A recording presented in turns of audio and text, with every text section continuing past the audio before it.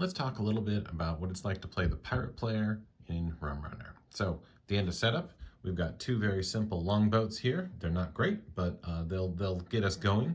We got our deck of cards. We have 5 coins. We have a rules reminder card, which I'll look at in a moment, and a hand of 5 cards. So with that, after the crowd has taken their first turn, because they will always go, we get to get rolling. So what can we do on our turn? Well, first we have a little start of turn bit where we're going to remove coins from ships. That's relevant in that you can't raid, which is the main thing you're going to want to do with your ships, if they have any coins on them. So this is essentially a ticking down timer of when you can use your next ship. It's going to lose a coin, 1 per turn. Then we take 3 actions from this menu. We can do these actions in any order and many times, and let's go through what they do. So the first thing you could do is gain 2 coins. This is the same action that both players have. Gain 2 from the bank, increase your money. The other thing you can do is draw up until you have 5 cards. So I have 5 cards right now, so I wouldn't choose to do that, but if I had 2 cards, that would mean drawing 3 from my deck. So you can refill your hand to 5 for an action. The next thing you can do is play an event card. So how do I know it's an event? You'd have a card with that event symbol right here. I have the 3 types of cards in my hand here. I have crew, I have a ship, and I have an event. The ships go sideways, so you'll see why in a moment. So an event card you can play, paying its cost in the corner. All cards have a cost in their corner. Pay that coin to the bank and play the card, and then put it in your discard pile. So they're a one-time effect. What else can I do? I can play a ship. So let's take that ship we've got here.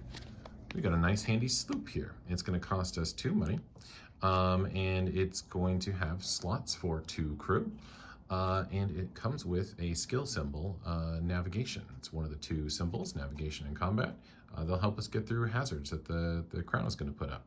Our starter ships here, these longboats, they don't have anything. They just have these are the indicate that they're part of the setup there. These longboats, not very exciting. Few slots, no skill of worth.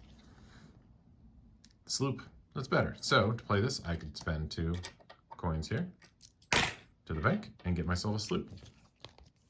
So what's the next action we could do? We can play multiple crew, may move crew between ships, or return to hand. Basically, you can put crew down, move them around, or pull them back to your hand in whatever order you like. So in this case, I've got 3 crew here.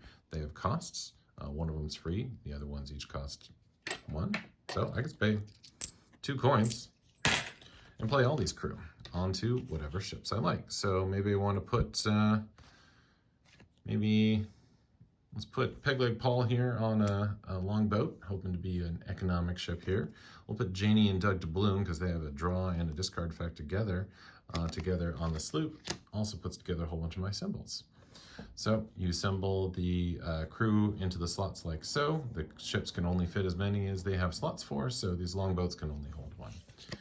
So what else do we got here? We can start a raid. So the raid is kind of the meat of the game. It's how the crown and the pirates interact, and I'm not going to get into it in this video, but how it would work is you're going to put money on your ships, you're going to choose where you're going, and you're going to see if you get there, hoping to find that rum, which is how you win the game. So we only took 2 actions there. We get to take 3. So maybe for that 3rd one, we're going to get some money. All right, after we've taken our 3 actions, we draw a card from our deck. What do we get? Ooh, a fancy ship. Look at that galleon. 2 combat symbols might come in handy. Then if we happen to have more than 5, we'd have to discard 1 of those, at which point we would pass play to the crown player. They would take a similar but different set of actions and then return it to us, at which point we remove coins from our ships and take actions again. That's the basic flow of your turn. Of course, the meat is in the raid, and that will be talked about separately.